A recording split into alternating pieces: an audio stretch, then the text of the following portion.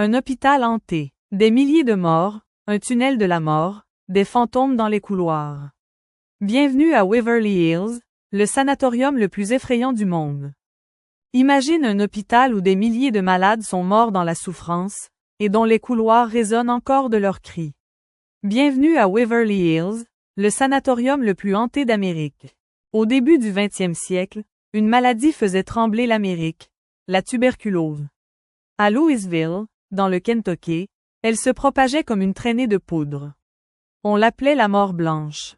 Pour contenir l'épidémie, on construisit Waverly Hills en 1910. Un sanatorium gigantesque, capable d'accueillir des centaines de patients. Mais il n'y avait pas de remède.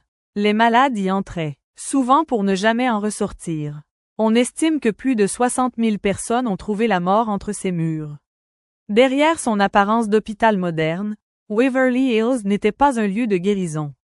C'était une salle d'attente, vers la mort. Pour tenter de soigner la tuberculose, les médecins de Waverly Hills appliquaient des méthodes terrifiantes. À une époque où les antibiotiques n'existaient pas, l'expérimentation devenait la règle. On enfermait certains patients dans des poumons artificiels, des machines de métal qui respiraient à leur place, des heures entières, parfois des jours. D'autres subissaient des opérations barbares. On ouvrait leur cage thoracique, on retirait des côtes pour laisser plus d'air entrer. Peu survivaient à ce genre d'intervention. Certains étaient exposés volontairement au froid, couchés dehors en plein hiver, sous l'idée fausse que l'air glacé pouvait tuer le mal. Le résultat? Souffrance, cris et cadavres supplémentaires. À Waverly Hills, les traitements censés sauver des vies étaient souvent plus cruels que la maladie elle-même. À Waverly Hills, la mort faisait partie du quotidien. Chaque jour, des dizaines de patients succombaient à la tuberculose.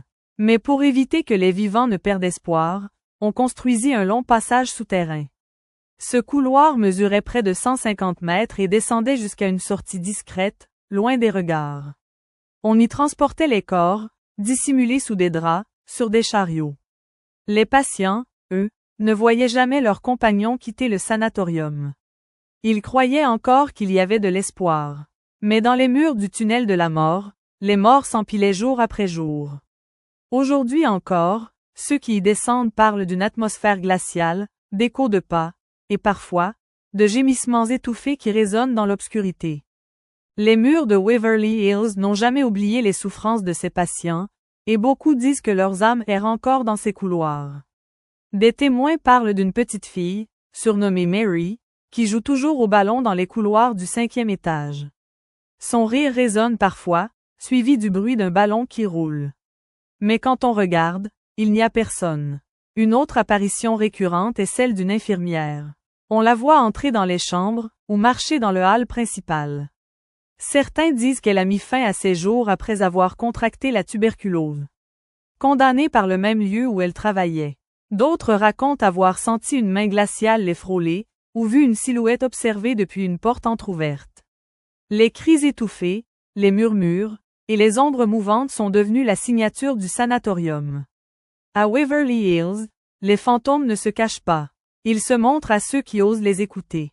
Waverly Hills est devenu un lieu incontournable pour les chasseurs de fantômes du monde entier.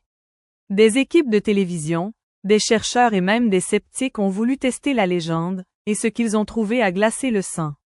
Avec des caméras infrarouges, ils ont filmé des silhouettes se déplaçant dans les couloirs, alors que le bâtiment était complètement vide. Des enregistreurs ont capté des voix, des murmures, des rires d'enfants, et parfois un simple mot répété. Sortez. Des visiteurs racontent avoir senti une main glaciale sur leur épaule, ou vu une ombre traverser un mur. Certains parlent même d'un grand homme noir sans visage, qui apparaîtrait dans le tunnel de la mort. À chaque enquête, les preuves s'accumulent. Anomalies électromagnétiques, bruits inexplicables, portes qui claquent, objets qui bougent seuls.